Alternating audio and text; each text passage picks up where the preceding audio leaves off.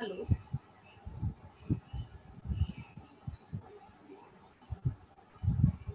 Hello. Madam. Yes, you are जी। audible, madam. Okay okay, thank you. नमस्कार। उत्तर प्रदेश सरकार के द्वारा चलाई जा रही इस योजना मिशन शक्ति, जिसके चलाई जा रही इस मिशन शक्ति योजना की तरफ से मैं स्वामी शुकदेवानंद महाविद्यालय परिवार की ओर से मैं डॉक्टर बरखा सक्सेना अपने महाविद्यालय के प्राचार्य स्वामी डॉक्टर अवनीश कुमार मिश्र जी एवं हमारे सम्मान्य शिक्षकगण और विद्यार्थियों, आप सभी का स्वागत व अभिनंदन करती हूँ। हमारे महाविद्यालय के द्वारा चलाए जा रहे इस कार्यक्रम के अंतर्गत आज के विषय आत्म सुरक्षा एवं प्रशिक्षण के लिए प्रशिक्षण देने के लिए हमारे साथ हमारे महाविद्यालय के शारीरिक शिक्षा विभाग के डॉक्टर प्रांजल शाही जी हमारे साथ उपस्थित हैं, जो कि हमें ये बताएंगे कि हमें स्वयं की सुरक्षा किस तरह से करनी है। तो मैं डॉक्टर प्रांजल शाही जी से निवेदन करूंगी कि वे आएं और हमारे विद्यार्थियों को और हम सभी को अपने प्रशिक्षण के द्वारा लाभान्वित करें। डॉक्टर प्रांजल शाही जी।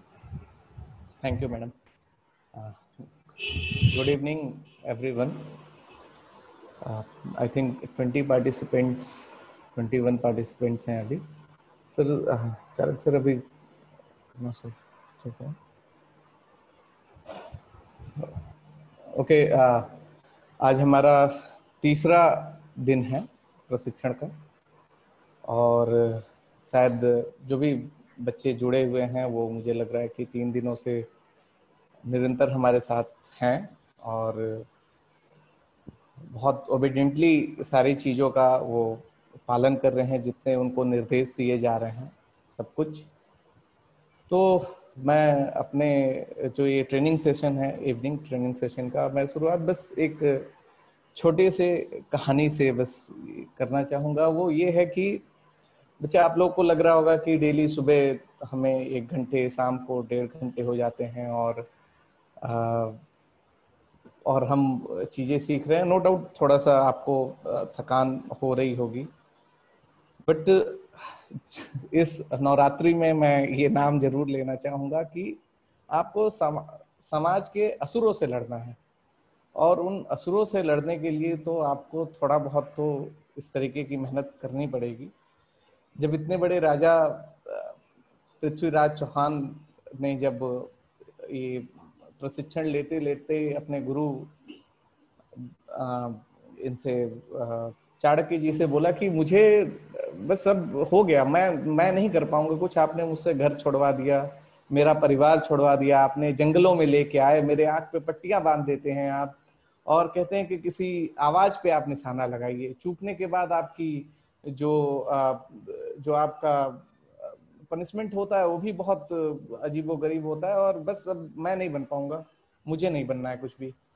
तो बहुत धैर्य से मुस्कुराते हुए चाणक्य जी ने उनके ऊपर हाथ रखा और बोला कि तुम इतने बड़े भारतवर्ष के सम्राट बनने जा रहे हो, अगर ये आसान होता तो कोई भी नहीं बन जाता। तो जाहिर सी बात है बच्चा, आप लोगों को इस समाज के असुरों से लड़ना है। और सोचिए, थोड़ी सी विडंबना भी है कि हम समाज के लोगों को समाज के ही लोगों से लड़ने के लिए पैतरे सिखा रहे हैं। क्यों? क्योंकि आज के समय में इस चीज की डिमांड है और आपको वो करना पड़ेगा। तो हम अपना ट्रेनिंग सेशन स्टार्ट करने जा रहे हैं। इससे पहले मैं आपको बताना चाहूँगा कि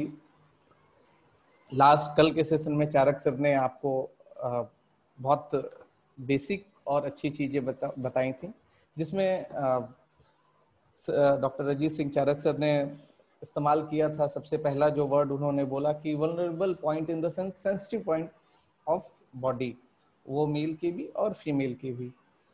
तो उसमें उन्होंने बताया कि आप कभी भी डेंजरस सिचुएशन में या फिर वो डेंजर अलार्मिंग कभी आपको वो समझ में आता है, तो आप उन जगहों पे हिट करके आप एटलीस्ट आप वहां से निकल सकते हो, बच सकते हो, और आप हेल्प कहीं से ले सकते हो। आपने सर ने आप लोगों को 7 पॉइंट्स बताए, फिर सर ने आपको बेसिक ग्रिप पॉइंट बताया कि आपको ग्रिप कैसे बनाना है, कि उस ग्रिप से आप मैक्सिमम फोर्स इम्प्लीमेंट कर सको मिनिमम एफर्ट में। फिर सर ने उसके बाद आपको बताया कि सेफ मूवमेंट्स बताए कि कोई भी अगर कुछ ऐसा सिचुएशन आता है, कोई आपके ऊपर ऑफेंस करता है तो आप डिफेंस कैसे करेंगे, उन सब चीजों के बारे में बताया। फिर सर ने आपको यूज करना बताया किसका, अपने रिस्ट का, अपने पाम का, अपने पंच का, नी का, और इवन अपने एल्बो इन द सेंस जो आपके अल्ना और रेडियस बोन है उसका। फिर इन सब चीजों के बारे में सर ने आपसे बात की। आज की जो ट्रेनिंग है वो बेसिकली ऑफेंसिव ट्रेनिंग है। कल सर ने डिफेंस के बारे में सारी चीजें बताई थी। आज जो भी हम बात करेंगे वो ऑफेंस के बारे में बात करेंगे। तो हम अपना ट्रेनिंग सेशन स्टार्ट करते हैं। Okay, can I play video madam? Yes yes sir.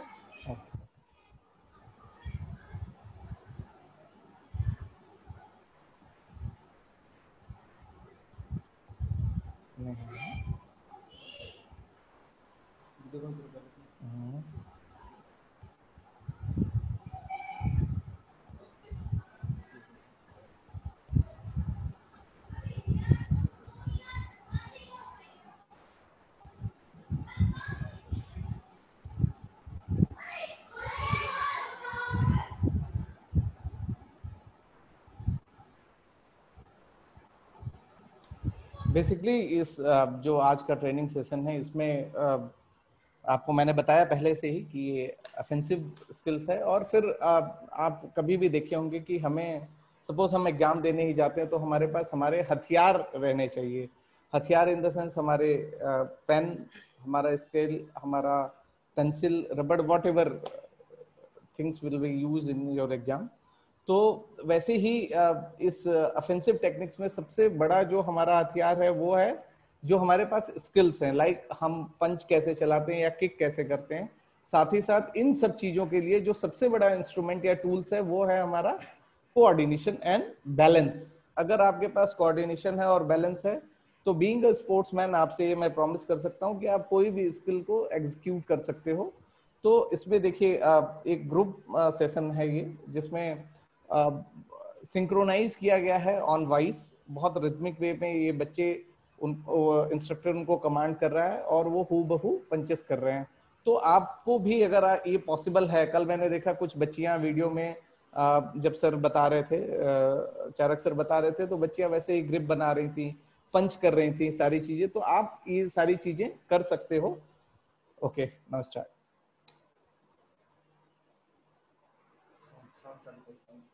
नहीं, नहीं।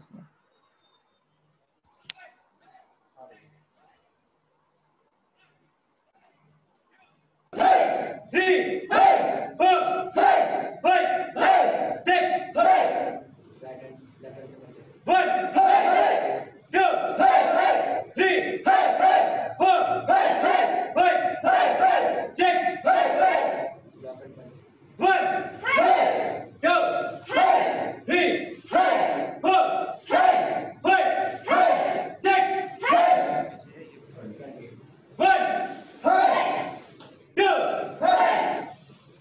देखिए दोनों साइड किक इन्होंने बताया। पहले आपसे फॉरवर्ड किक कराया, फिर लेफ्ट और राइट। तो आपके जो आपके पेल्विस रीजन का जो मूवमेंट है यहाँ पे वो बढ़ जाएगा। अभी तक आपने हाथ के बारे में केवल बात की थी, तो अब हाथ से आपके थोड़े से और बॉडी पार्ट्स इन्वॉल्व होते जा रहे हैं। अभी यहाँ पे आपकी थोड़ी फ्लेक्सिबिलिटी भी चाहिए कि आप मूवमेंट कर सकें, और क्विकनेस भी चाहिए कि आप लेफ्ट और राइट दोनों साइड में आप घूम के अपने वो जो आप फॉरवर्ड स्किल आप परफॉर्म कर रहे थे, आप दोनों साइड में वो चीजें कर सकें।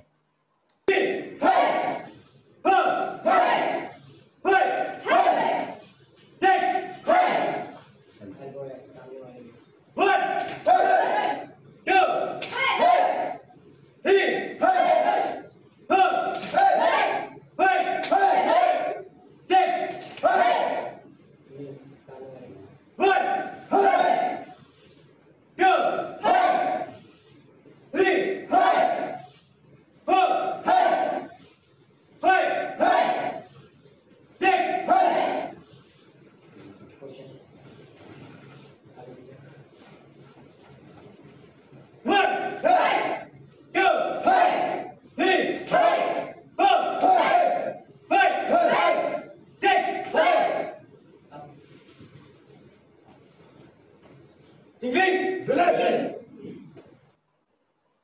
अगेन आपके वो वल्नरेबल पॉइंट हैं, वो सेंसिटिव पॉइंट जहां आप सडन आप अटैक कर सकते हो, जिसके कारण आपको 100% वहां पे मिनिमम 5 सेकंड के लिए तो आपको चांस मिलेगा कि आप फिर से मींस मेंटली आप थोड़ा कूल डाउन हो जाओ, और आप साथ ही साथ next move in the sense आपके पास वहां जो भी मिले, ईटा पत्थर डंडा सरिया जो मिले, उससे आप अपने आप को बचा सके। अगेन कि सबसे पहले आपके ऊपर कंट्रोल करने के लिए कोई ग्रिप को ही यूज करता है, ग्रिप पकड़ता है ताकि आपके ऊपर वो डोमिनेंस दिखा सके। तो उसको आप कैसे आप ये सब सारे सेशन आपने कल किए हुए। विरोधी से अपनी आत्मरक्षा करने के लिए हम अपने शरीर के विभिन्न स्थानों का प्रयोग करते हैं, जो कि किसी भी समय हमारी आत्मरक्षा करने के लिए सहज और सरल हो सकते हैं।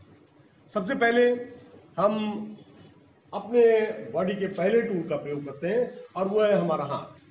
हमारे हाथ में हथेली है, जिसका प्रयोग किसी भी परिस्थिति में तेजी से किया जा सकता है।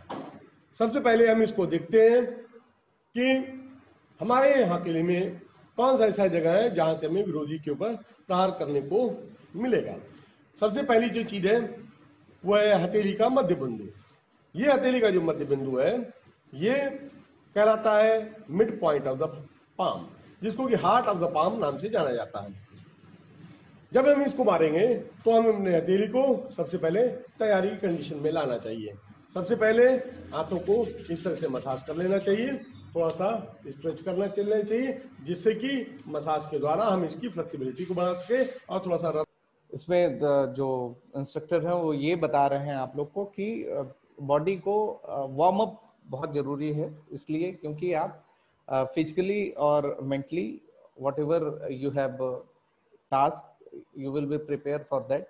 तो आप जरूर जैसे मींस इस डायरेक्शन में देन इस डायरेक्शन में आप ऐसे, और आप रोटेट कर सकते हो, जिसका भी मींस अभी प्रैक्टिस में, जब आप प्रैक्टिस में करते हो तो आप जानते हो कि प्रैक्टिस मेक्स मैन परफेक्ट। तो इसीलिए आप देखो, अगर आप केवल ये देख रहे हो और सोच रहे हो कि बस इससे मैं सीख गई या सीख गया, अब आगे मुझे काम नहीं पड़ेगा, तो ये पॉसिबल नहीं है। नहीं, एकदम नहीं। स्पोर्ट्स में बोला जाता है कि किसी भी चीज को सीखने के लिए 600 टाइम रेपिटेशन जरूरी है, 600 टाइम्स, मिनिमम 600 टाइम्स। तो आपको इन सब चीजों के लिए डेली आपको प्रैक्टिस करना पड़ेगा रेगुलरली, और तभी आप सीख पाओगे। संचार अच्छा हो जाए। अब इसके पश्चात हम एक पैर को मुख्य रूप से बाएं पैर को आगे निकालते हैं और दाहिने पैर को पीछे निकालते हैं और कंफर्टेबल पोजीशन में पहुंचेंगे। और इसके पश्चात हम बेहतर तरीके से हाथों को पहले उठाएंगे, अगले हाथ को जिससे मारना है उसको पीछे ले जाएंगे, एंड देन इसको मारने के लिए अभ्यास करने के लिए 1 2 3 इस प्रकार से अभ्यास करते हैं, जिससे कि हाथों की सहनशीलता बढ़ सके और साथ ही साथ में हम बेहतर ढंग से विरोधी को मार सकें।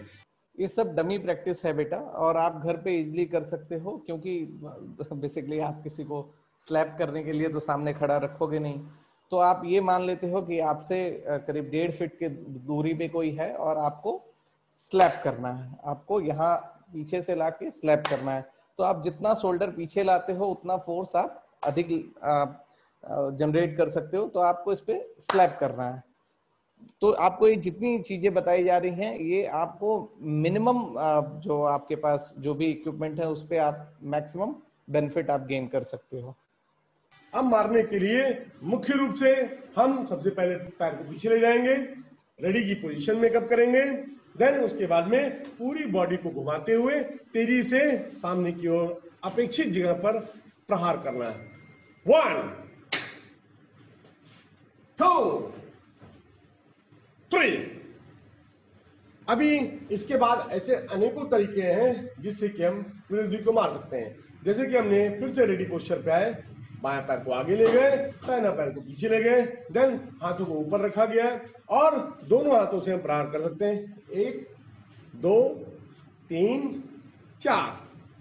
इसके अलावा अगला तरीका है कि हम अपने विरोधी को किस तरह से प्रहार कर सकते हैं। रेडी की पोजीशन में आएंगे, ठीक है, तैयार होंगे, 1 2 3 4।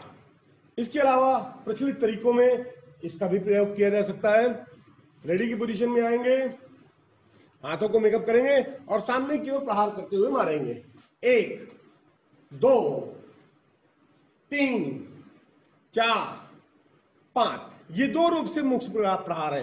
ये जो प्रहार आप देख रहे हैं ये सामने की ओर धकेलते हुए मुंह पे मारने में इसका इस्तेमाल होता है, और जो ऊपर से स्ट्राइक कर रहे हैं वो उसका प्रहार अपोनेंट के ऊपर से गोलाकार प्रहार के साथ में किया जाता है।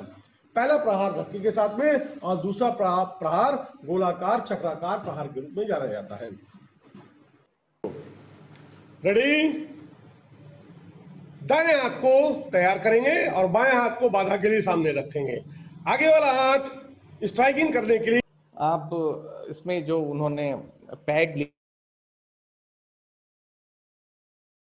था, ग्रुप में भी आप वो करना चाहते हैं, अगर कि प्रैक्टिस करें ग्रुप में 2-3 लोग हैं, तो आप जो थोड़ा टाइट पिलो होता है उसको आप यूज कर सकते हो। ये क्योंकि ये सब बहुत स्पेसिफिक इक्विपमेंट है जो मिलना इतना आसान नहीं है, तो आप पिलो यूज कर सकते हो। और देखो जो पिलो है वो आपके शोल्डर लेवल पे होना चाहिए, बहुत ऊपर नीचे आप इन द सेंस कि आप वेरिएशन डाल के भी प्रैक्टिस कर सकते हो। देखो ये जरूरी नहीं है जो ये दिखाया जा रहा है हू बहू ऐसे करना है कि एकदम नहीं, कुछ ऐसा नहीं है।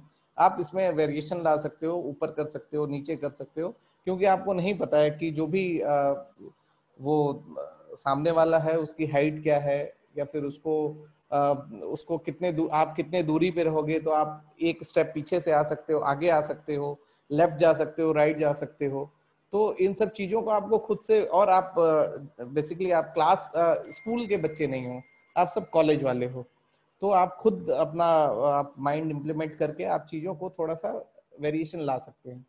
या अपोनेंट का को पकड़ने का प्रयास करे या मारने का प्रयास करे तो हम इसको रोकते हैं ताकि वो हमको मार ना सके या पकड़ ना पाए, और अगर पकड़ भी ले तो हम हाथ को हटाते हुए दूसरे हाथ से उसके ऊपर प्रहार कर सकें। विशेष रूप से ध्यान रखने वाली बात है कि पिछला हाथ थोड़ा सा टाइट होना चाहिए, अंगूठा बॉडी पे चिपका हुआ होना चाहिए, देन उसके बाद में अगला घुटना मुड़ा हुआ होना चाहिए। उसके पश्चात विरोधी को मारने के लिए पूरी बॉडी को घुमाना चाहिए और कस के मारना चाहिए। 1 2 3 4 5। अभी आपने देखा कि ये पोजीशन मारने के लिए इस्तेमाल की जाती है हथेली के पाम के द्वारा। इसमें विशेष रूप से ध्यान में रखने वाली बात है कि एल्बो मुड़ी हुई होनी चाहिए। अब इस तकनीक का दूसरा व्यवहारिक प्रयोग है कि अगर किसी व्यक्ति ने हमको हाथ पकड़ा है या हमारे बाल पकड़ लिए हैं या हमारा कॉलर पकड़ लिया है, तो हम इसमें कैसे इस तकनीक का प्रयोग करें। मान लीजिए कि किसी ने मेरा बाल पकड़ लिया सर के ऊपर से, तो हम कंफर्टेबल पोजीशन पे आएंगे, अपने अगले हाथ से जिधर से उसने हाथ हमारा पकड़ा हुआ है उसके बाजू को पकड़ लेंगे, हाथ को छुड़ाने का प्रयास नहीं करेंगे, नहीं तो यहाँ से बाल उखड़ जाएंगे। लिहाजा ये सही तकनीक नहीं है। लिहाजा अपने हाथों को बाजू पे उसके पकड़ेंगे, दूसरे हाथ को मोड़ करके तैयार करेंगे और तैयार करने के साथ ही में तेजी से कमर को घुमाते हुए उसके कान के ऊपर हमको प्रहार करना है। रेडी? ये उन्होंने बताया कान के ऊपर प्रहार करना है, तो आपका ये बहुत ही एक नाजुक मसल्स होती है यहाँ, दैट नेम इज स्टेनोक्लाइडोमेस्टॉइड मसल्स होती है। ये मसल्स बहुत सेंसिटिव होती है। अगर यहाँ मीन्स थोड़ा सा तेज प्रहार होने से भी आप वही 4-5 सेकंड 6 सेकंड आप अगला आदमी वो उतनी देर में अपना होश खो देता है, अपना वो अनकॉन्शियस, नॉट 100%, बट वो पार्सली अनकॉन्शियस हो जाता है। तो उतनी देर काफी होता है आपको अपनी सुरक्षा के लिए, वहां से भागने के लिए, या उसके ऊपर और भारी प्रभाव, हैवी प्रभाव करने के लिए, प्रहार करने के लिए। बहुत बेहतर। अभी हम सीखते हैं कि इस प्रकार से जो हमने तकनीक सीखी है व्यवहारिक रूप से इसका कैसे प्रयोग किया जाएगा। कोई व्यक्ति आया और उसने हमको हाथों के नीचे से कमर से पकड़ लिया है। अभी सबसे पहला काम है, जिसको पकड़ा गया है उसको कंफर्टेबल पोजीशन में आना है, पैरों को पीछे ले जाएंगे, कंफर्टेबल पोजीशन बन गई। अभी इससे आप संतुलन बना पाएंगे, अपोनेंट को उठाने में तकलीफ होगी और साथ ही साथ में आप गिरेंगे भी नहीं। अब इसके पश्चात आपको अपने एक हाथ से उसके मुंह पे हाथ रखना है और उसको धकेल के उल्टा कर देना है। दूसरे हाथ से उसको लगातार प्रहार कर सकते हैं नाक के ऊपर, जिससे कि आप बेहतर ढंग से उसको चोट दे पाएंगे और अपने आप विरोधी को बचा पाएंगे।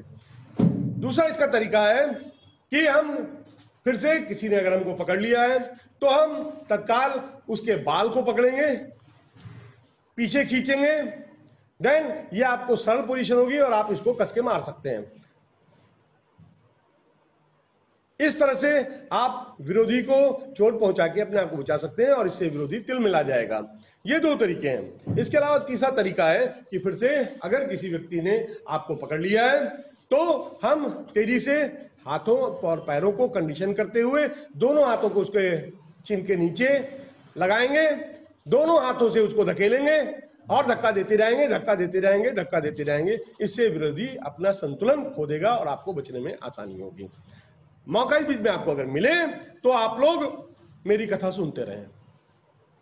ये अभी हम देखते हैं कि हम इस तकनीक के द्वारा दूसरे प्रकार से किस तरह से विरोधी के ऊपर प्रहार कर सकते हैं और अपनी आत्मरक्षा कर सकते हैं। सर्वप्रथम तैयारी पोजीशन में आएंगे, उसके पश्चात तेजी के साथ में विरोधी के फेस के ऊपर हमको इसका प्रयोग करना चाहिए। गो।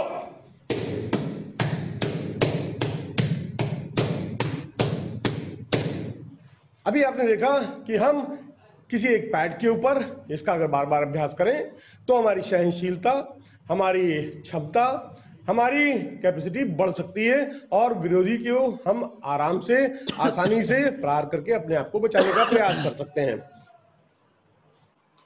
किसी भी जितनी इन्होंने टेक्निक बताई है, मैं आपको एक साइंटिफिक प्रिंसिपल बता रहा हूँ स्पोर्ट्स का, कि आपको अपने मसल्स में लाइक मस्कुलर एंडोरेंस या मस्कुलर स्ट्रेंथ आपको पाने के लिए किसी भी एक तरीके की एक्सरसाइज को मिनिमम 20 बार और 3-3 के सेट में करना पड़ेगा। मीन सपोज अगर आप फेस स्लैप कर रहे हैं तो 1 2 3 4 5 6 मीन्स आपको ऐसे 20-20 के 3 सेट करने पड़ेंगे। फिर आपको कुछ दिन बाद खुद फर्क आएगा, समझ में आएगा कि जब आप पहले दिन कर रहे थे तो आपको बहुत एफर्ट लगाना पड़ रहा था स्लैप करने में, मगर अभी क्या हुआ है कि कुछ 1 हफ्ते 10 दिन बाद आपके लिए वो बहुत इजी हो गया है और फोर्सफुली आप अपने स्लैप को आप उस पे हिट कर पा रहे हैं। जो भी आपके सामने मैंने बताया, पिलो आप रख सकते हैं, अपोनेंट जो आपका सामने है जो पार्टनर है वो पिलो अपना ऐसे करके पकड़ ले सामने या ऐसे करके पकड़ ले और उसके ऊपर आप स्लैप करते जाएं। तो इसको जरूर ध्यान दें कि आप प्रैक्टिस करते रहें जरूर। अब हम सीखते हैं फ्रंट टो किक। ये किक अपने पैर के टो से मारी जाती है, अर्थात पैर के तलवे के अगले हिस्से से मारा जाएगा विरोधी के पेट पर, नाभि के ऊपर या सोलर प्लेक्स के ऊपर या मुंह के ऊपर। इसको करने के लिए सबसे पहले हमारे पैरों की मांसपेशियां पुष्ट होनी चाहिए, जिसके लिए विभिन्न प्रकार के व्यायाम हैं। सबसे पहले हम तैयारी करते हैं, अपना दाहिना पैर खोल करके पीछे की तरफ ले जाते हैं, लंबा पैर रखेंगे जिससे कि हम संतुलन बना पाए और एक उचित दूरी बन पाए, जिससे कि हम उचित दूरी के आधार पर गति पैदा कर सकें। अभी तैयार होने के लिए हमें अपने ये सब दूरी इसलिए ये बता रहे हैं क्योंकि आपका बैलेंस बहुत जरूरी है। अगर आप बैलेंस में नहीं है तो आपका 60% आपकी स्ट्रेंथ तो उसमें चली जाती है कि आप बैलेंस बनाएं और आप 40% से आप उसको हिट करोगे तो कोई फायदा नहीं है। इसलिए हरदम ध्यान रहे कि पहले आप कंफर्टेबल पोजीशन, कल डॉक्टर अजीत सिंह चारक सर ने बोला भी था कि पहले आप क्या करें कि कंफर्टेबल पोजीशन में। कंफर्टेबल पोजीशन का मतलब यही है कि आप 100% बैलेंस में रहें, तब आप कोई भी चीज एग्जीक्यूट कर पाएंगे, नहीं तो नहीं कर पाएंगे। पैर के टो पे आना होगा और एड़ी को पिछले पैर की उठाना होगा। मारते समय हम सबसे पहले ध्यान रखें कि बैलेंस बना रहे और हम गिरे नहीं। अब स्टेप 1 के तौर पे हमने हील को उठा लिया है। स्टेप 2 पे हम अपने नी को ऊपर उठाएंगे जिससे कि हम एक निश्चित ऊंचाई प्राप्त कर पाए, जिससे कि विरोधी के उस हिस्से पर हम चोट लगा पाए जहां तक ले जाना चाहते हैं। 2, अब इसके बाद में पैर के टो को टेम्पराइज करते हुए अपोनेंट को उस हिस्से पे हम मारेंगे जहां हम मारना चाहते हैं। ये जगह है हमारा एब्डोमेन, जहां पर नाभि होती है, नेवल बैली बटन के ऊपर हम स्ट्राइक करेंगे। 3, अब ये मारने के बाद में ये पैर सीधा है और टो नेवल के ऊपर स्ट्राइक कर रहा है। यहां से पैर उठाएंगे, घुटना मोड़ेंगे और वहीं पर पैर ले जाके रखेंगे जहां से हमने उठाया था। टेक ऑफ पोजीशन से ले जाकर के लैंडिंग पोजीशन ये इस तरह से होगी। अभी इसको हम भली भांति देखेंगे। 1 पर किक उठाएंगे, 2 पर नी को उठाएंगे, 3 पर किक स्ट्राइक करेंगे, 1 2 3। अब इसको अगर हम देखें तो किस प्रकार से इसका प्रयोग होगा, पूरा करेंगे, 1 2 3 4, घूम जाइए। दोनों दिशाओं में फ्रंट टो किक को चलाने के लिए हम अभ्यास करेंगे कि ताकि अगर ज्यादा से ज्यादा लोग हमारे ऊपर आक्रमण कर रहे हैं, दोनों दिशाओं से हम किस प्रकार से फ्रंट टो किक का प्रयोग करते हैं। सबसे पहले पैरों को खोल लेंगे, दाहिना पैर या बायां पैर खोल लेंगे इतना जितने की जगह बन जाए। कंधे से बाहर 1 इंच 2 इंच या 5 इंच तक हम इसको रख सकते हैं। अभी हम एक साइड में घूमेंगे और दूसरी साइड में घूम करके प्रहार करेंगे। 1 2 3 4। अब इसको हम तेरी शीघ्रता से कैसे कर सकते हैं, 1 2 3 4। आइए अब हम फ्रंट टो किक का व्यवहारिक प्रयोग देखते हैं। अगर किसी व्यक्ति ने हमको दाहिनी तरफ से या बाएं तरफ से जबड़े पे मारने का प्रयास कर रहे हैं तो हम किस प्रकार से फ्रंट टो किक के माध्यम से उसके ऊपर डिफेंस करते हुए अटैक कर सकते हैं। 1 2 That's all. Ready? 4। आत्मरक्षा करने के लिए हमारे लिए एक बहुत ही ज्यादा कारगर उपकरण साबित होता है। हमें देने में को करना चाहिए। इससे क्या होगा कि हमारे पैरों की ताकत बढ़ेगी और हम बेहतर ढंग से विरोधी को मार पाएंगे। सबसे पहले दोनों हाथों को आगे करेंगे, देन उसके बाद में तेजी से पैर को ला करके इन्हीं हाथों के ऊपर मारने का अभ्यास करेंगे। हाथों को नीचे नहीं लाएंगे, हाथों को नीचे नहीं लाएंगे। तो सबसे पहले एक ऊंचाई निर्धारित। ये अभी तक आपको बताया कि आप आप सेल्फ प्रैक्टिस कर सकते हैं, डमी प्रैक्टिस कर सकते हैं। आपको स्लैप की बताया, अब आपको सेम बता रहे हैं कि आप अपने नी को कैसे यूज कर सकते हैं। खुद से कई बार ऐसा होता है कि आपके पास पार्टनर नहीं होता है और जाहिर सी बात है हम सब लोग तो इतने हमारे पास है भी नहीं फैसिलिटी कि हम हर जगह मार्शल आर्ट या फिर कुछ ऐसा टाइक्वांडो जा सकते हैं।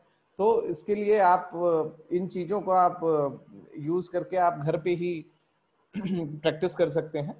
और इन्होंने नी के बारे में बताया कि आप कैसे नी को इस पे स्ट्राइक करें। देखिए करेंगे 1 2 3 4। अभी इसको हम लोग दूसरी दिशा से देखेंगे। कंफर्टेबल पोजीशन पे आए, हाथों को सामने लाए, 1 2 3 4। अभी हम दूसरे पैर से इसको प्रयोग करेंगे। दूसरा पैर पीछे ले गए, हाथों को आगे लाए, मारा गया 1 2 3 4। अगर हम इसका अभ्यास करना चाहें हम तो इसको दोनों पैरों से प्रयास कर सकते हैं। सबसे पहले पैरों को पीछे ले जाइए, हाथों को सामने लाइए, किक को मारेंगे नी को और बीच में रखेंगे पैर को, दूसरा पैर पीछे ले जाएंगे। फिर दूसरे पैर से की घुटने से मारेंगे और बीच में रखेंगे, दूसरा पैर पीछे ले जाएंगे, ऊपर मारेंगे, नीचे आएंगे। अब इसका प्रयोग देखेंगे। कंफर्टेबल पोजीशन बनाएंगे, 1 नी को मारेंगे, 2 तैयार, 3 तैयार, 4। ऐसा आप 10 20 25 30 50 बार कर सकते हैं। इससे करने में आपको अनुकूलता होगी और आप बेहतर ढंग से मार पाएंगे। अभी हम इसका प्रयोग देखेंगे कि किस तरह से इसका प्रयोग करेंगे।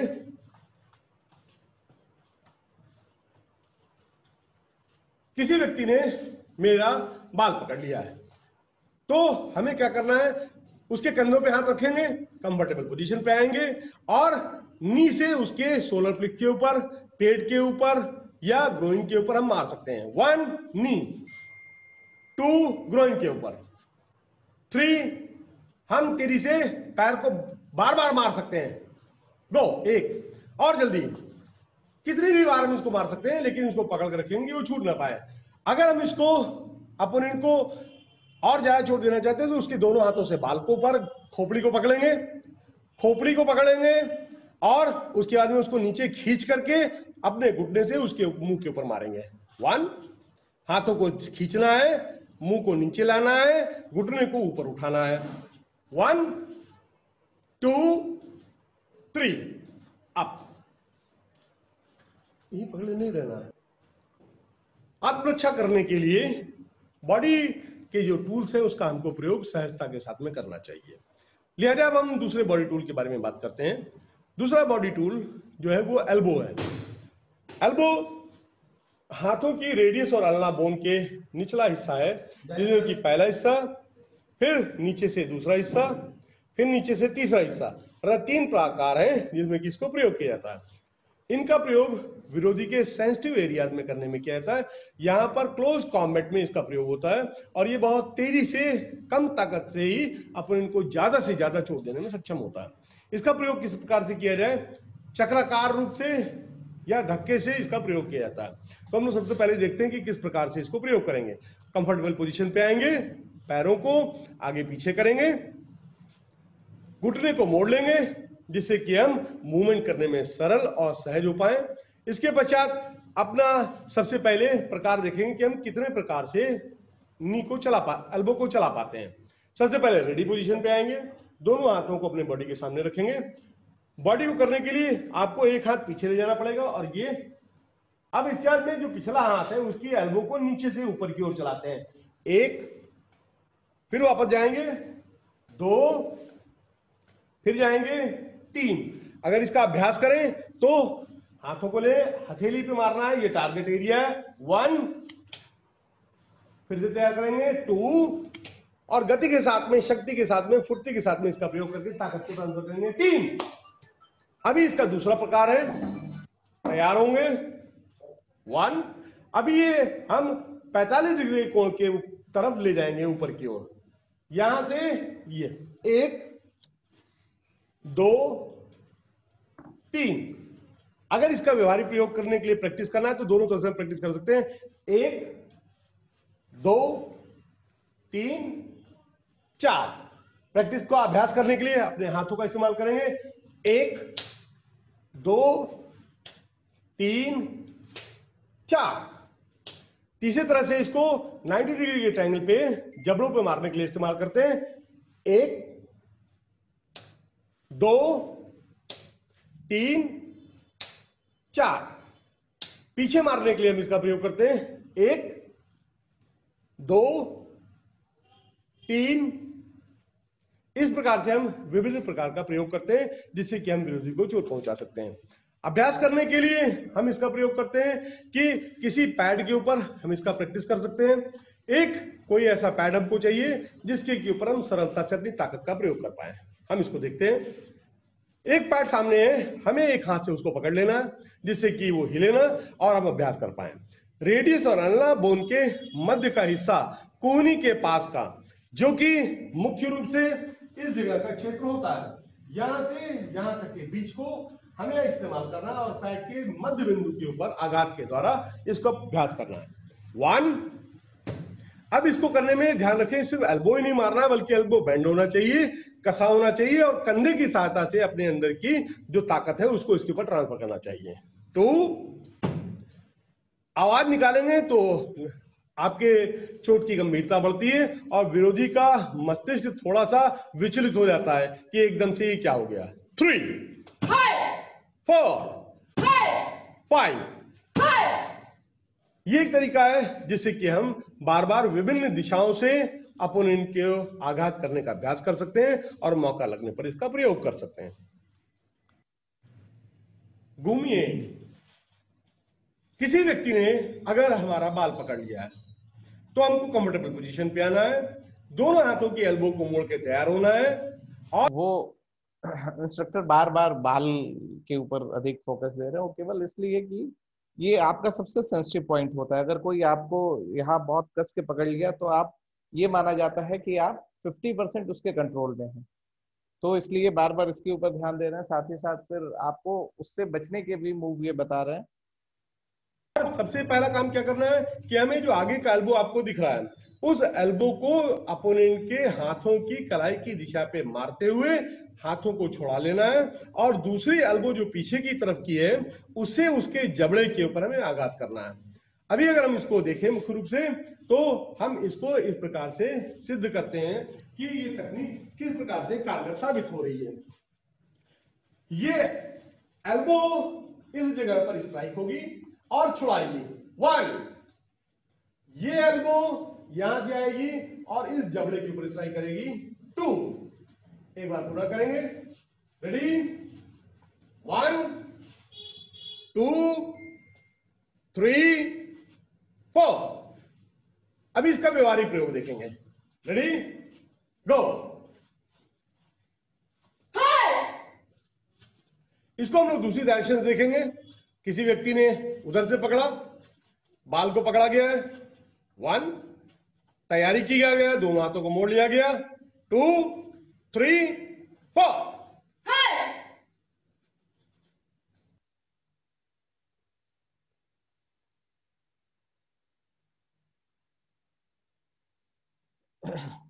सो आज हम लोगों ने डिफरेंट किक की बात की, कोऑर्डिनेशन की बात की, बैलेंस की बात की, नी का यूज कैसे करना है करने के लिए, एल्बो का, फिर आपको कोई अगर बालों पे पकड़ ले तो कैसे करना है।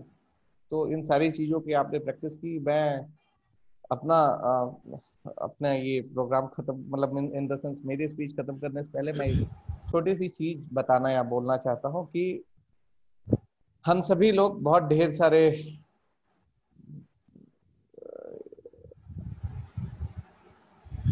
हम सारे टीचर एक साथ मिलके आप लोग के लिए केवल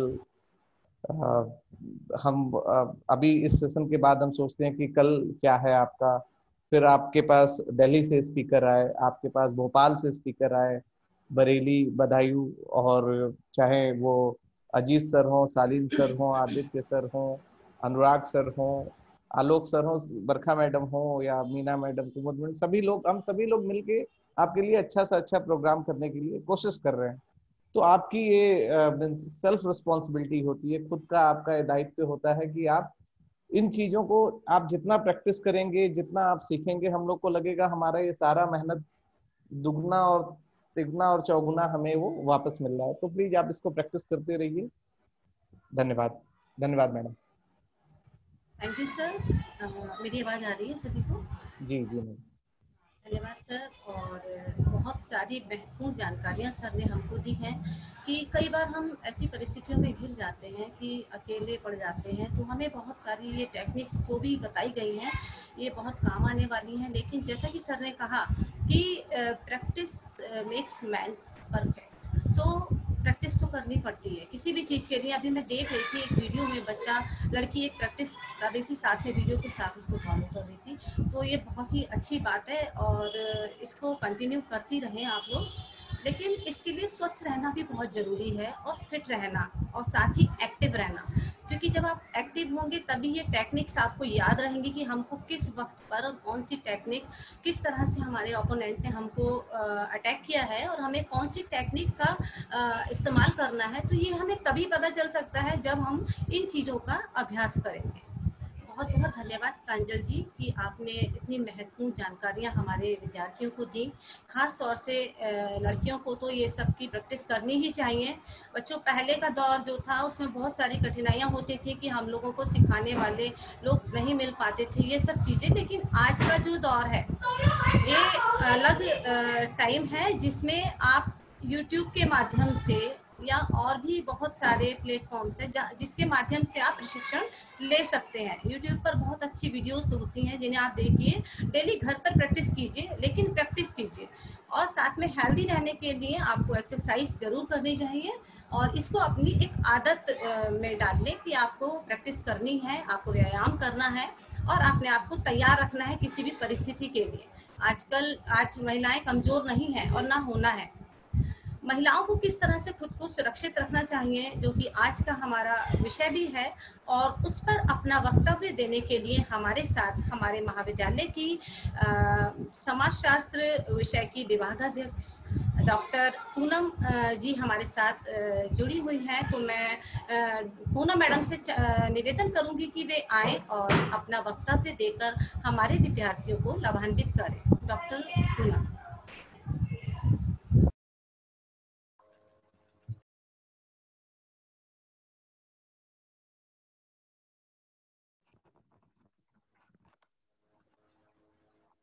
हेलो।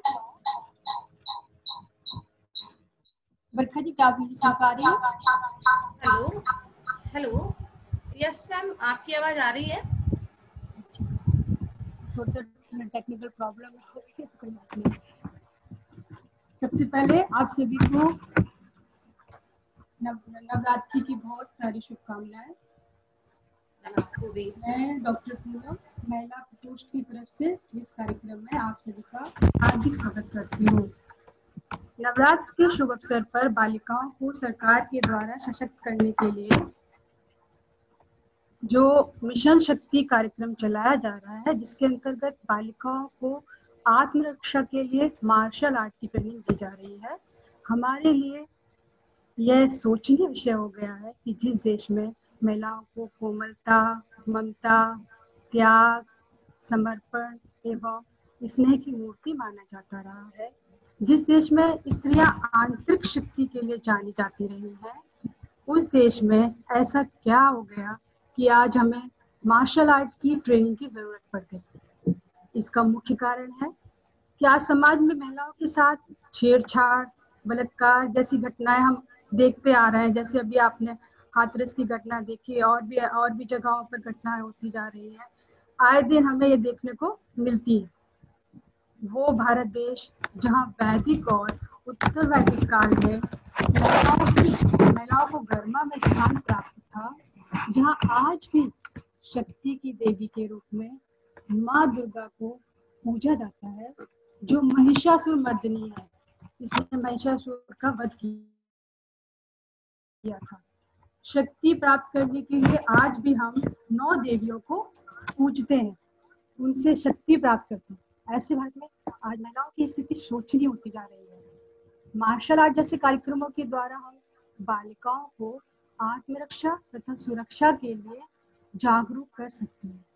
इसके लिए बालिकाओं को शारीरिक रूप से सशक्त होने के साथ मानसिक रूप से सशक्त होना होगा।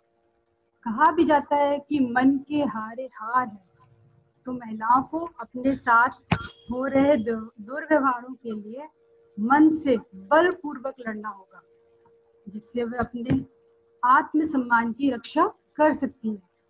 क्योंकि अगर हम मन से हार जाएंगे तो हम लड़ नहीं सकते। इसलिए हमें अपने मन को शक्ति प्रदान करनी होगी, जिससे हम लड़ सकें। वो देश जहाँ कहा जाता है कि यत्र नार्यस्तु पूज्यन्ते रमते तत्र देवता, अर्थात जहाँ नारी को सम्मान मिलता हो, वह स्थान देवलोक के समान हो जाता है। सामान्य सी बात है कि महिलाओं के साथ हो रहे अत्याचार से हमारे समाचार पत्र और सोशल मीडिया भरा पड़ा है। हमें सोचना होगा कि हमारे पालन पोषण या संस्कार देने में कहाँ कमी रह जा रही है कि हमारी ही संतानें हमें पशुओं की तरह नोच कर खाने को आतुर हो रही है। इसके लिए हमें अपने बेटों और भाइयों को स्त्रियों का सम्मान करना सिखाना होगा, जिससे वो कहीं पर भी महिला के साथ दुर्व्यवहार देखते हैं तो सम्मान के साथ उस अत्याचार का प्रतिकार करने का भी भाव रखें, उनका विरोध करें, उस अत्याचार का विरोध करें। इससे महिलाओं के साथ हो रही दुर्घटनाओं में कमी आएगी। लेकिन दूसरों पर निर्भर रहने से बेहतर है कि हम आत्मनिर्भर बने। आत्मनिर्भरता के लिए हमें मानसिक, आर्थिक, शारीरिक और शैक्षिक रूप से मजबूत होना होगा। मेरे द्वारा बताए गए तत्वों को प्राप्त करने के लिए अभ्यास के साथ साथ पुराने इतिहास को भी जानना होगा कि हम अपाला, घोषा, गार्गी, झांसी की रानी, इंदिरा गांधी, जयललिता, मायावती, ममता बनर्जी, कल्पना चावला आदि की संतानें हैं। इन्होंने हमारे लिए मार्गदर्शक का जीवन जिया है। ये सदैव, ये सारी सशक्त महिलाएं सदैव हमारे लिए प्रेरणा स्रोत रही है। अब हम इस महिला सशक्तिकरण पर भी थोड़ी सी बात कर लेते हैं। सबसे पहले तो यदि महिलाओं को सशक्त बनाना है तो शिक्षा एक ऐसा अस्त्र है जो महिलाओं को सशक्त बनाने का काम कर सकती है। आज मैंने इस कार्यक्रम से पहले एक वीडियो देखा था, वो एसएस ज्वेलर्स का था। उस वीडियो में दिखाया गया था कि एक लड़की सड़क पर अकेली जा रही है, एक लड़का मोटरसाइकिल पर हेलमेट पहने धीरे धीरे मोटरसाइकिल से उसका पीछा कर रहा है, जिससे वो लड़की बिना डरे पहले तो जाती रहती रास्ते में, फिर एक महिला उसे दिखती है सड़क पर काम करती हुई, उससे एक डंडा लेकर उसका विरोध करती है, प्रतिकार करती है, जिससे वह लड़का डर कर वहां से चला जाता है। तो सशक्त होने के लिए हमें मन से मजबूत होना आवश्यक है। हमें मन से, जब तक हम मजबूत नहीं होंगे हम सशक्त नहीं माने जाएंगे। सशक्तिकरण का शाब्दिक अर्थ है शक्ति को सत्ता अधिकार संपन्न बनाना। समाज में, राजनीति में, आर्थिक जगत में अपने योगदान के द्वारा एक सकारात्मक छवि का निर्माण करें। स्त्री अपने आप को शक्तिशाली बनाए और कुछ गैर सरकारी संस्थाएं, सरकारी संस्थाएं, संवेदनशील पुरुष भी उसका इस प्रयत्न में साथ दे सकते हैं। सशक्तिकरण के लिए आवश्यक है कि महिलाओं को कानूनी सहायता प्राप्त हो। सशक्तिकरण की सबसे बड़ी शर्त है चेतना, स्वावलंबन और स्वयं या निज की पहचान। जब तक आपको अपनी पहचान नहीं होगी कि आप क्या कर सकते हैं क्या नहीं, तो स्वयं की पहचान होना हमें सबसे ज्यादा जरूरी है। तो वही हमें सशक्त बना सकता है। भारतीय समाज में महिलाओं को बहुत सारी सामाजिक समस्याओं का सामना करना पड़ता है, जैसे यौन उत्पीड़न, बाल विवाह, कन्या भ्रूण हत्या, घरेलू हिंसा, 3 तलाक, बलात्कार, दहेज प्रथा। दहेज प्रथा एक ऐसी प्रथा है जिसकी भेंट तो हर साल लाखों महिलाएं चढ़ जाती हैं और कई बार तो उनको जलाकर मार दिया जाता है। बाल विवाह भारत में परंपरागत रूप से प्रचलित रहा है, जबकि 1860 में ही बाल विवाह गैर कानूनी घोषित कर दिया गया था। लेकिन आज भी भारत में कई स्थानों पर यह देखने को मिल रहा है, जिसमें हम राजस्थान का नाम मुख्य रूप से ले सकते हैं। वहां पर एक त्योहार होता है, उस समय सबसे ज्यादा बाल विवाह किए जाते हैं। घरेलू हिंसा के लिए भी 2006 से घरेलू हिंसा कानून बनाया गया, लेकिन इसके लिए महिलाओं को स्वयं आगे आना होगा। जब तक वो आकर स्वयं विरोध नहीं करेंगी, अपने प्रति किए गए अत्याचारों के विरोध में खड़ी नहीं होंगी, तब तक वो इस हिंसा का शिकार होती रहेंगी। तो सबसे पहले हमें अपने लिए खुद लड़ना होगा। मुस्लिम महिलाओं के लिए 3 तलाक एक बहुत बड़ी समस्या है। वो चाहे जब उनको तलाक देकर घर से निकाल दिया जाता है, तो ये मुस्लिम महिलाओं के लिए एक बहुत बड़ी समस्या बनता जा रहा था। लेकिन अब 2019 के महिला अधिकार संरक्षण कानून के अंतर्गत 3 तलाक एक बहुत बड़ा अपराध है। महिला सशक्तिकरण के लिए हमारी सरकार ने भी बहुत सारी योजनाएं बनाई हैं, जैसे बेटी बचाओ बेटी पढ़ाओ योजना, जिसमें हम बेटियों की सुरक्षा की बात करते हैं, बेटियों को पढ़ाने की बात करते हैं, बेटियों को आगे बढ़ाने की बात करते हैं। और कस्तूरबा गांधी बालिका विद्यालय योजना, इसमें बालिकाओं को विद्यालय में रखा जाता है, उनकी देखभाल की जाती है, उन्हें पढ़ाया जाता है। प्रधानमंत्री उज्ज्वला योजना, जिसे आप सभी जानते हैं, महिलाओं के लिए प्रशिक्षण और रोजगार कार्यक्रम, जैसे महिलाओं को ट्रेनिंग देकर उन्हें रोजगार के लिए आगे बढ़ाना। किशोरियों के सशक्तिकरण के लिए राजीव गांधी योजना, जिसे सबला योजना भी कहते हैं, और स्वाधार योजना, इसमें कुछ महिलाएं जो असहाय हैं, असमर्थ हैं, उनको घर प्रदान करने की योजना है। इसके साथ स्त्री शक्ति पुरस्कार भी सरकार के द्वारा दिया जाता है, जो उनके साहस और एकता के लिए किया जाता है।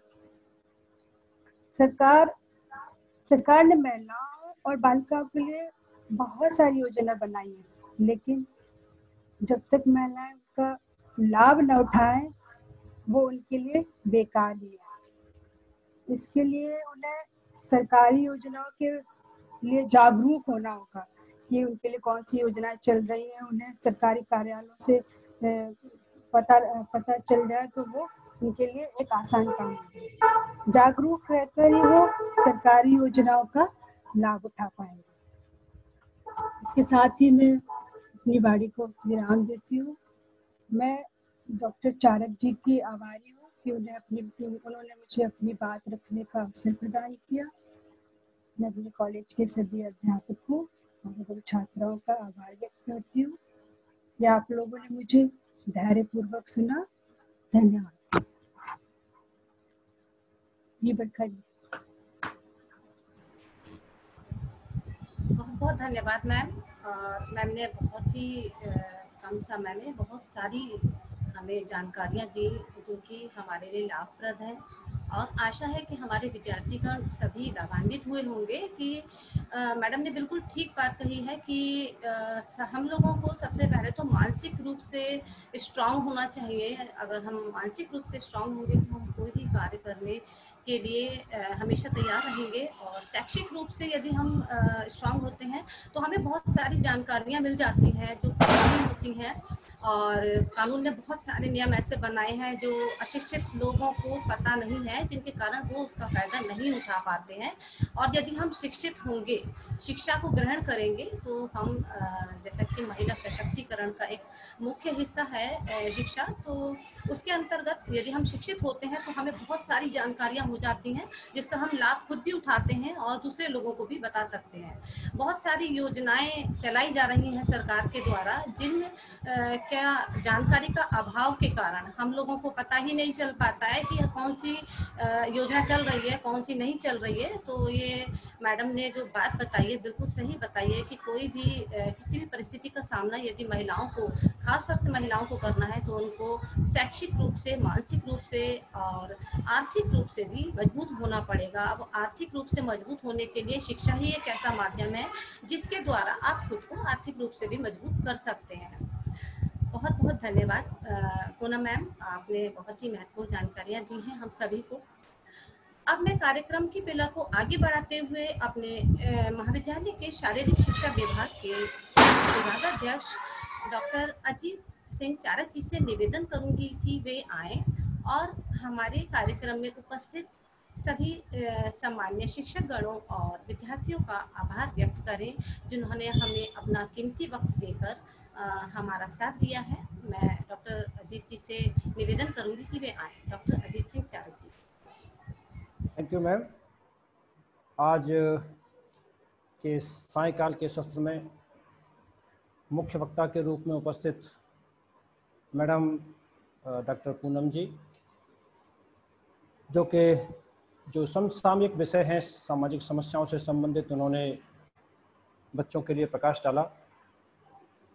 साथ ही आज के मुख्य प्रशिक्षक के रूप में हमारे साथ उपस्थित रहे हमारे साथी डॉक्टर प्रांजल शाही जी, जो कि कल मेरा जो सेशन था उससे आगे लेकर को आपको गए, और उन्होंने जो ऑफेंस यानी हम जो अटैक करने के जो तरीके हैं उनके बारे में काफ़ी कुछ एलाबोरेट किया, समझाने का प्रयास किया। इस सेशन में इन दोनों का मैं हृदय से आभार व्यक्त करता हूं कि आपने बच्चों के लिए समय निकाल के उनको ज्ञानवर्धक बातें बताई जो कि उनके लाइफ में एक उपयोगी साबित होंगी। साथ ही हमारे इस सेशन में जुड़े हुए हमारे सीनियर साथीगण हैं, मैं देख पा रहा हूं, जैसे डॉक्टर वर्मा सर हैं, आदित्य सर हैं, मीना मैम हैं, और दीपक जी हैं, गीतांजलि मैडम हैं, प्रमोद यादव सर हैं, आलोक सिंह सर थे, आलोक मिश्रा सर भी हैं शायद, और तमाम अन्य, अगर मुझसे कोई छूटा हो तो सभी वन एंड ऑल मैं भी उसको यहाँ प्रेजेंट थे। सालीन सर का तो मैं नाम इसलिए नहीं लूँगा कि वो तो खुद होस्ट है तो each and everyone, one and all जो भी प्रेजेंट है, डायरेक्ट इनडायरेक्ट जो हमको सपोर्ट कर रहे हैं, मैं सभी का हृदय से आभार व्यक्त करता हूं और उम्मीद करता हूं साथ आपका सहयोग ऐसे ही हमें मिलता रहे। और ये जो हमारी कार्यक्रम की बेला है, लगातार 25 तक ऐसी जारी रहेगी। और पुनः एक बार सभी का हार्दिक धन्यवाद, अभिनंदन, शुभ रात्रि। Over to ma'am. बहुत बहुत धन्यवाद सर। सच में ये जो मिशन शक्ति योजना है हमारे महाविद्यालय के द्वारा एक पर्व की तरह मनाई जा रही है। बहुत ही अच्छा लग रहा है कि सभी लोग पार्टिसिपेट भी कर रहे हैं। और मैं फिर से सभी का, जो भी हमारे सम्मानित शिक्षकगण और हमारे विद्यार्थी और हमारे मुख्य वक्ता हमारे साथ साथ मौजूद रहे कार्यक्रम के आरंभ से और अंत तक, मैं उनका हृदय से आभार व्यक्त करती हूँ। और कार्यक्रम के अंत करने की, कार्यक्रम की अंतिम बेला की घोषणा करती हूँ। बहुत बहुत धन्यवाद। Thank you so much.